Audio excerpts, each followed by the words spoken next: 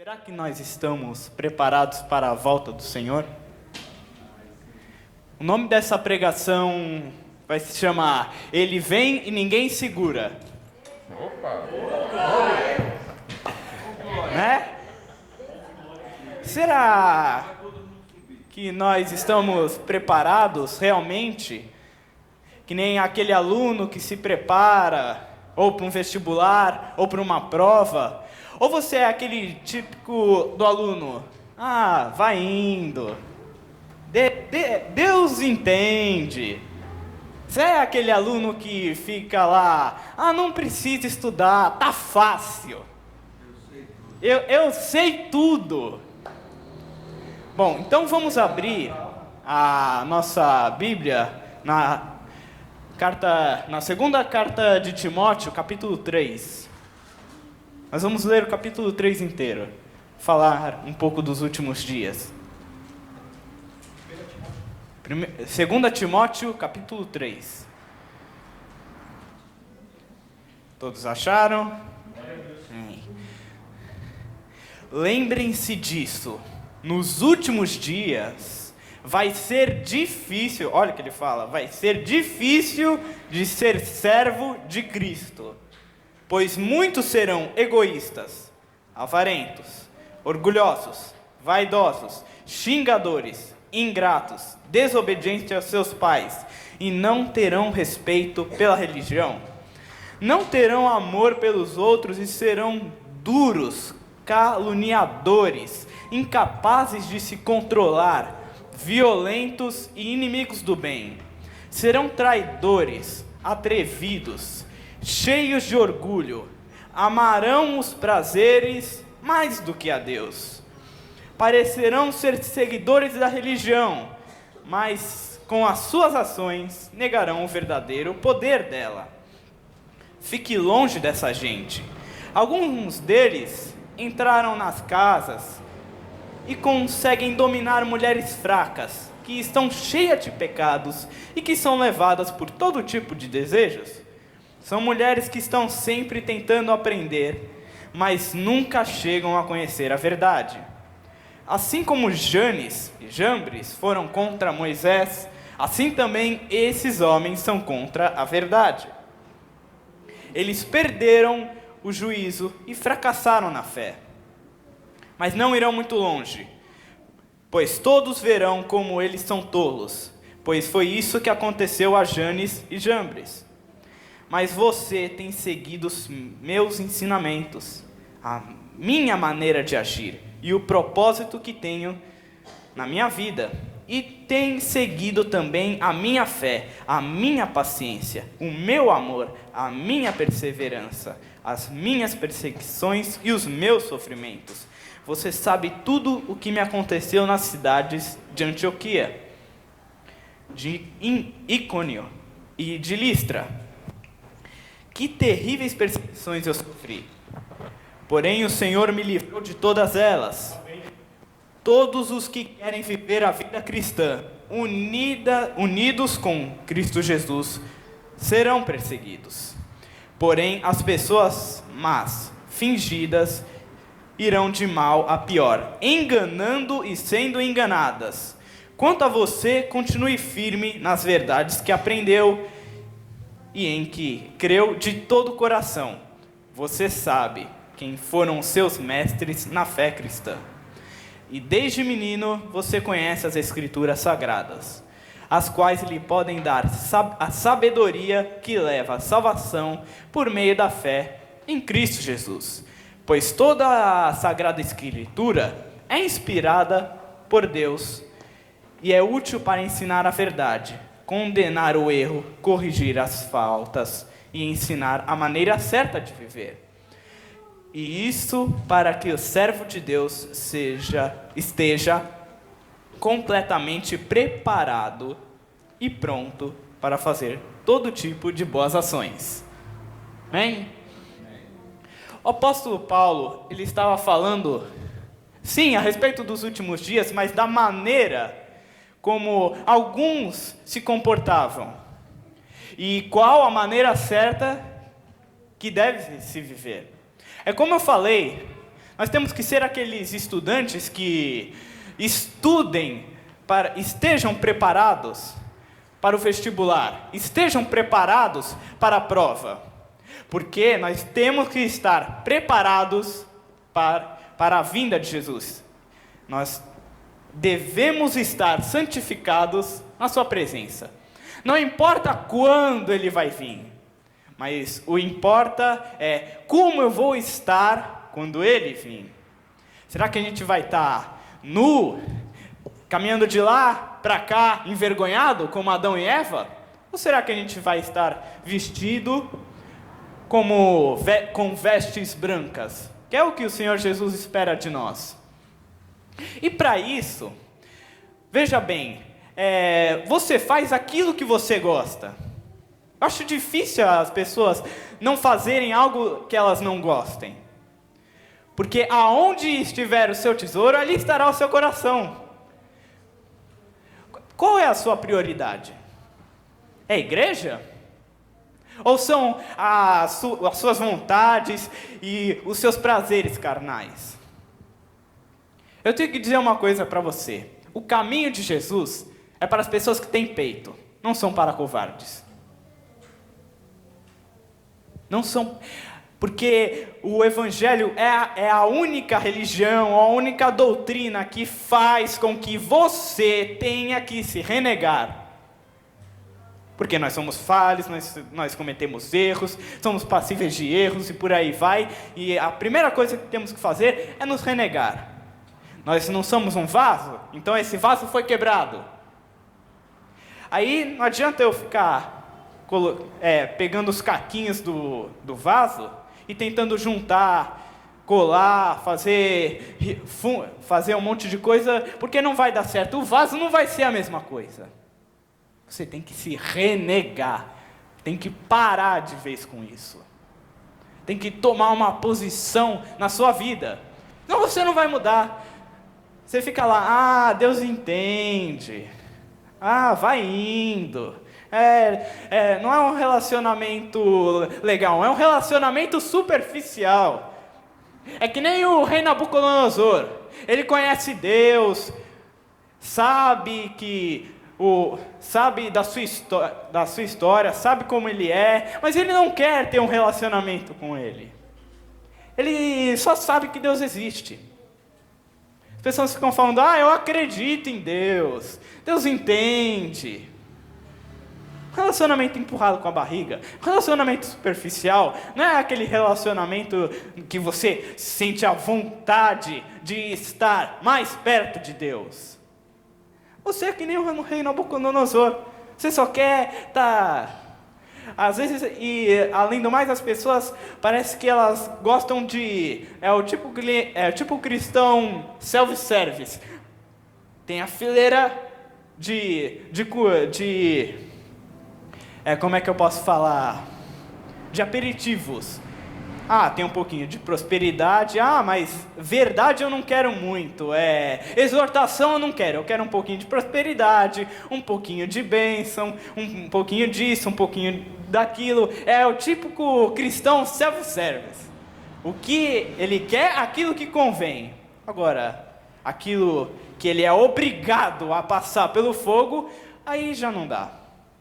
Por isso que eu falo que a caminhada com Jesus é para aqueles que podem.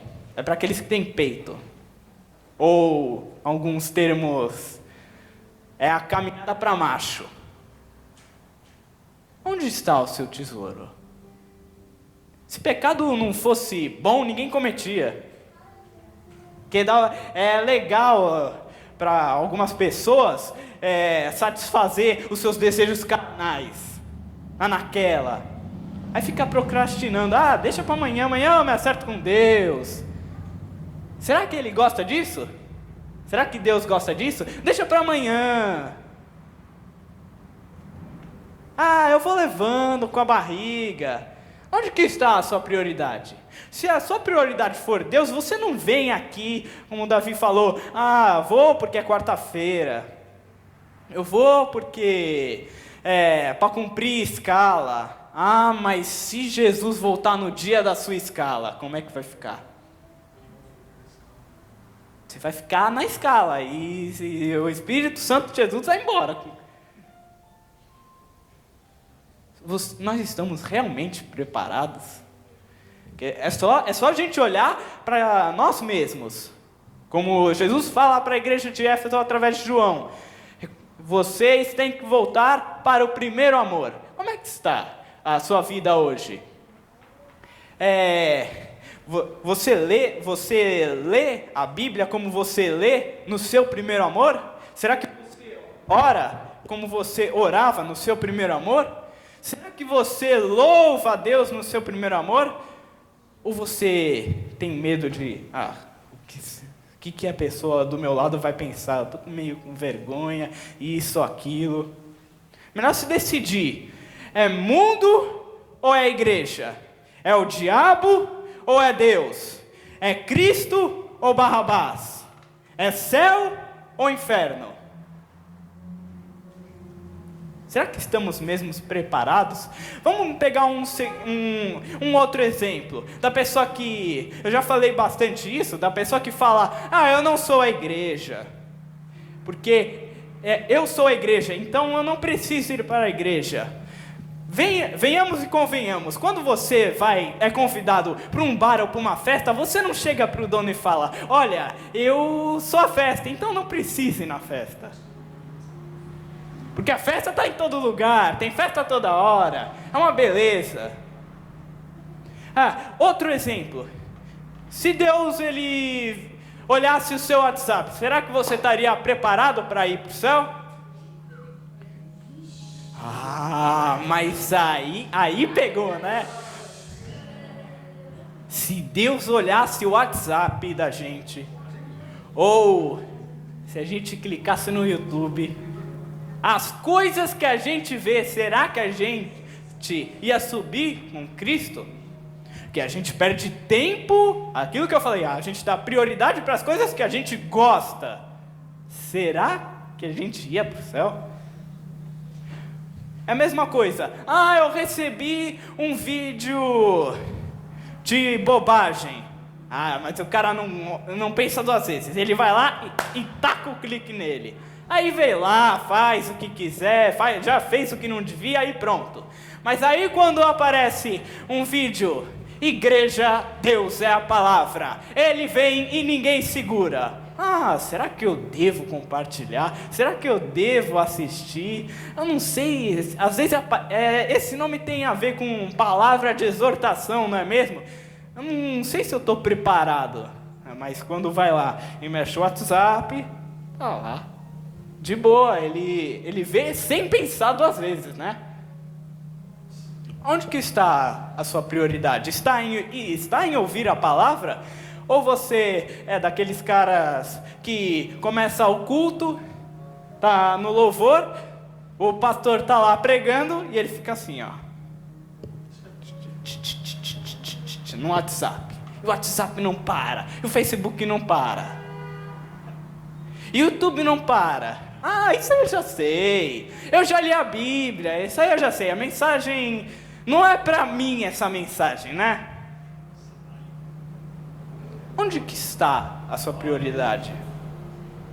Porque eu me vejo como se eu fosse uma garrafa. A garrafa serve para quê? Ela serve para que você seja cheio. Agora, cheio do que? Eu não sei do que você vai ser cheio. Aí o diabo bota na sua cabeça, você tem que ser cheio disso. Só que olha só, tem um efeito colateral. Vou pegar uma agulha e vou espetar a garrafa. Aí o líquido que entrou nessa garrafa, ele sai. É isso que Jesus fala para a mulher samaritana. Se você beber dessa água, você vai sentir sede de novo. Porque você está buscando coisas passageiras. Você não está buscando coisas eternas. E é isso que o diabo quer fazer. Ele só quer te enganar. Ele funciona da seguinte forma. Ele te dá a bebida, o cigarro, a pornografia, vícios, jogos, games, para que você fique mais atrelado com as outras coisas, aí quando você vai ver, você não tem mais tempo de ouvir a palavra de Deus, ou de escutar um louvor, ou de orar. Depois eu oro, quando eu estiver lá no meu quarto eu oro. No decorrer do dia, está muito corrido aqui no trabalho, e quando chegar lá em casa, eu oro. Mas aí, chega em casa, você dorme, você esquece de orar, aí você vai procrastinando aquilo. E vai indo, e vai indo. As pessoas estão preferindo mais o mundo do que Jesus, porque o mundo é mais atrativo. O mundo dá mais satisfação. Satisfação o que é? É quando você está alegre e você sente prazer de estar. O que é a coisa que te alegra? Qual é a coisa que te dá prazer? Você junta essas duas palavrinhas, é a sua satisfação. Você tem satisfação aonde? É no mundo ou na igreja? Basta você apenas olhar para si mesmo. Não precisa ficar lendo a Bíblia falando, isso pode, isso não pode, isso pode, aquilo não pode. É só você olhar para você mesmo. É só você olhar para a forma como você trata a igreja e a forma como você trata o mundo. A prioridade que você dá para a igreja e a prioridade que você dá para o mundo. Eu estou cansado, hoje eu não quero ir para a igreja. E se Jesus falasse para o Espírito Santo, olha, hoje eu estou cansado, eu não vou no deserto. Sendo tentado pelo diabo, onde já se viu? É duro isso. É duro isso. E chega a ser um pouquinho cansativo. Pelo menos de algumas pessoas, porque a maioria delas não querem mais saber de Deus, não querem mais saber de Jesus, a maioria delas. Porque você para e pensa, fala uma vez de Jesus para essa pessoa, Jesus não gosta disso, não tem nada a ver com, se você fizer isso, você vai para o inferno. Não, Jesus não gosta disso. Olha o que ele teve que fazer para você ter a condição de ser chamado de filho, ter a condição de ser salvo e ter a condição de ser, sim, lavado e remido de todos os pecados. Não só os seus, mas do mundo inteiro. Mas aí não, é só ela colocar o pé fora da igreja, ela já está fazendo tudo de errado de novo. Que adianta? A minha função não é ficar apontando o dedo na cara de ninguém. Minha função é apenas mostrar, sim, o caminho que temos que trilhar para ir para o céu. Mas eu digo, se você continuar nessa ladainha de querer procrastinar as coisas, e deixar sempre para amanhã, e deixar nessa de Deus entende, e deixar nesse relacionamento empurrado com a barriga, você vai para o inferno. Você acha que é isso que Deus quer? Você acha que é isso o plano de Deus para a sua vida? Nós estamos falando de eternidade. Duro vai ser ouvir, não vos conheço. Quando você ouvir isso, você se prepara. Todas as suas esperanças acabaram de morrer com você. Mas Diego, eu não roubo, não mato, não... eu tenho ali os meus defeitos, mas eu tento sempre ser uma pessoa boa, né? Não se trata de perfeição, amigo. Não se trata de perfeição, se trata, sim, de integridade. Aonde está, sim, a sua prioridade? Se trata de ser íntegro a Deus. Não existe essa coisa de não precisa ir na igreja, não existe devoção maior do que ir à igreja e estar lá prostrado para receber a palavra, ou para louvar, ou para orar. Não existe nada mais devoto do que isso, ser fiel. É ser fiel, não é ser perfeito. é ser fiel a Deus. É que como fala, o mundo está hoje, essa coisa, cheia de pecados, por quê? Porque muita gente deixa para lá. Procrastinação. Deixa para amanhã. Não sei se eu vou conseguir derrubar o meu vício, não sei se eu vou conseguir derrubar o meu pecado. Já falei. Não estou aqui para apontar erro nenhum. Eu estou aqui sim para mostrar que se você não mudar, você vai perecer. E é o que está acontecendo hoje. A vinda do Senhor diz que é como nos tempos de Noé.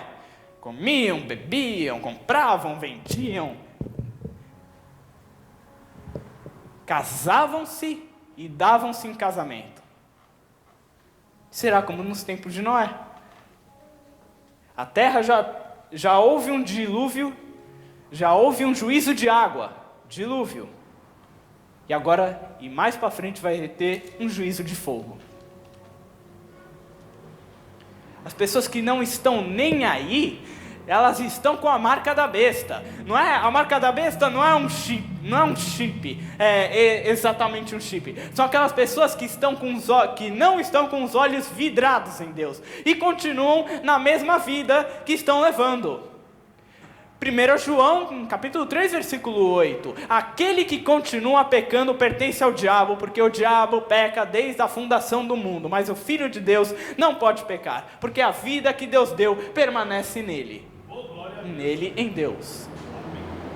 O amor, aquele que ama, Deus permanece nele e nele, em Deus. Se você amasse a Deus, você não estaria fazendo essas coisas. Eu não falo, você não vai errar. Você vai errar. Mas onde que está o seu coração e a sua mente? Como você vai ficar depois que você errar? Será que você vai ficar, uma boa, não fiz nada. Estou com a consciência tranquila, não fiz nada. Ou você vai ter aquele peso na consciência. Eu tenho que te falar que é o Espírito Santo falando com você, que você errou. E aqueles que têm o Espírito Santo são salvos. Que é o mesmo Espírito Santo que habitava em Jesus. Uma coisa que nós temos que aprender e podemos usar isso no dia a dia, é só pegarmos quando Deus fala, façamos o homem à imagem e semelhança. Você crê que tudo que Deus fez é perfeito? Sim. Olha só, Ele fez você, sua imagem e semelhança. Ele fez você. Aí quando você pega, você mente, é possível ver Deus em você? Não. Quando você recebe uma mensagem da sua esposa, você mente para ela, fala que está num lugar, mas está em outro. É possível ver Deus em você? Quando você está lá, botando para dentro, enchendo e derramando, é possível ver Deus em você? Ou vendo coisa que não deve? É possível ver Deus em você? Passando a perna nos outros, querendo dar uma despertão, fazendo o jeitinho brasileiro. É possível ver Deus em você? Puxa vida, não é possível ver Deus em você. E Deus não mente, Deus não engana, Deus não perde tempo com coisas fúteis. Deus não passa a perna nos outros, Ele é justo com todos. Deus não tem os esquemas e os jeitinhos brasileiros. Ele tem sim o controle de todas as coisas. Então como é que eu faço? Como é que eu posso passar por essa luta que não é contra pessoas, contra a carne, mas contra os poderes? Como é que eu posso? Simples. Numa pequena frase. Guardar o puro caminho.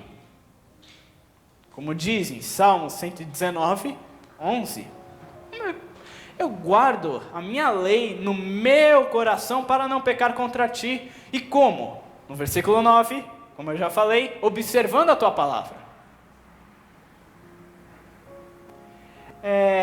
Guardar, segurar, puro, aquilo que não se mistura. Caminho. É o sentido que você está trilhando.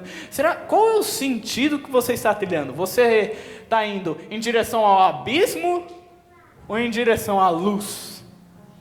Você está em direção ao mundo ou está indo em direção a Cristo? Nosso foco é Cristo. E é isso que o diabo ele quer que você perca. Ele quer que você perca o foco, para que você dê atenção às outras coisas. É só isso que você tem que analisar. Você tem que analisar o seu caminho.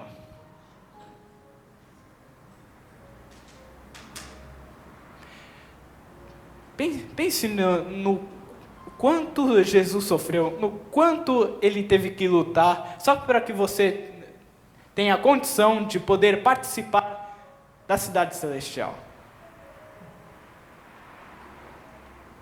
Enfrentou Satanás, enfrentou os fariseus, apontando o dedo na cara dele. Enfrentou o cálice no Getsemane, enfrentou a morte e morte de cruz. Detalhe, ele era homem, ele tinha os mesmos desejos carnais.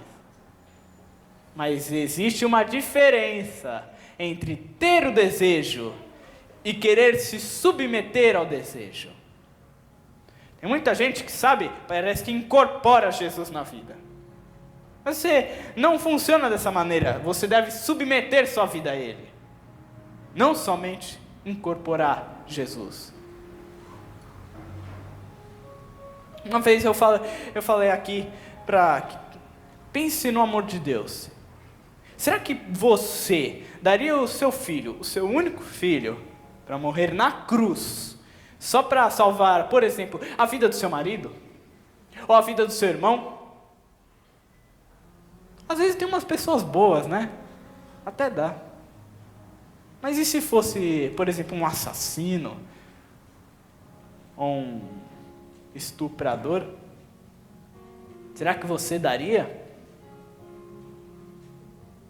Aí você acha justo. Aí, detalhe, Deus sabia que depois que ele entregasse o filho, ia ter esse tipo de pessoas, que vai empurrando com a barriga. Vai procrastinando. Ele sabia que mesmo depois das pessoas ouvirem falar do filho, elas continuariam nessa. Deus entende. Não funciona dessa maneira não. Ou é ou não é. É sim, sim e não, não. Olha quanto é grande o amor de Deus. Ele deu para as pessoas boas e para as pessoas que ainda estão no erro. E inclusive para aquelas pessoas que na sua mente elas acham que Deus não existe. Muita gente fala, mas não é bem assim.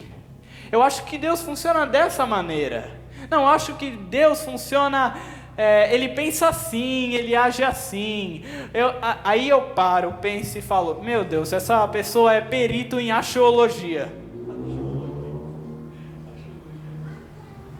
Não é possível. Quer dizer, quando eu vou comprar uma TV, aí chega lá um manual de instrução. Mas eu acho que a TV é assim, é isso e aquilo, isso deve funcionar com aquilo, esse botão deve desligar, aquele botão deve mudar de canal. Olha, você pode conhecer mais ou menos, mas você não conhece ele totalmente se você não lê o manual de instrução. Você deve sim ler a Bíblia para estar santificado quando Jesus voltar. Pense na obra de Jesus que ele fez. Muitos falam e acham loucura esse negócio de eu não sou justo, mas eu fui justificado por Jesus. Como é que isso pode, né? Eu não mereço ser chamado de justo. Engraçado, né? Jesus também não merecia morrer numa cruz e ele morreu. Então, você mesmo sem merecer, você vai ser chamado de justo através dele. Não de uma perfeição, mas de ser íntegro. Por causa dele. É tudo por causa dele. Se tudo o que você fizer não for por causa dele, então, sinto muito, mas você está num beco sem saída. Nós não merecemos, mas o Pai deu. Jesus não merecia a cruz, era nós que merecíamos, mas ele foi lá, morreu por nós.